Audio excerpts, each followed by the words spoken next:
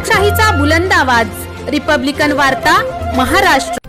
इगतपुरी पोलिसांची दमदार कामगिरी। 1,53,00,000 रुपये किमतीचा गुटखा जप्त। इगतपुरी पोलीस ठाण्यात दाखल करण्यात आला गुन्हा।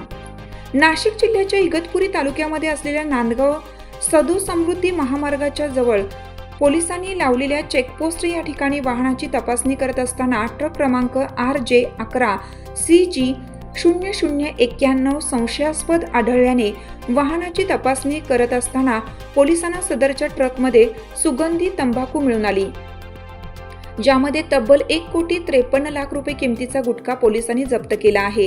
मानवी आरोग्याच्या दृष्टीने पान मसाला संबंधित तंबाखू व मानवी आरोग्यास हानिकारक असणारे खाद्यपदार्थांची विक्री, उत्पादन, साठवणूक, वाहतूक करण्यास मनाई असल्याने त्या पार्श्वभूमीवर गुटख्याची वाहतूक, विक्री, वितरण व साठवणूक करणाऱ्या विरुद्ध कारवाई सुरू आहे।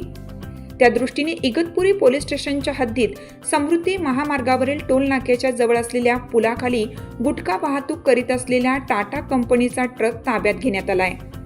या मालवाहू ट्रकमध्ये गुटख्याची अवैधरित्या वाहतूक करून विक्री करण्याच्या उद्देशाने जाणाऱ्या ट्रकला पोलिसांनी ताब्यात घेतलं असून वाहन चालक अरमान सोहराब खान, राहणार फिरोजपूर, हरियाणा, वय वर्ष 20 याला पोलिसांनी ताब्यात घेतलं असून भारतीय न्याय कलमानुसार इगतपुरी पोलीस ठाण्यात त्याच्यावर गुन्हा दाखल करण्यात आला आहे।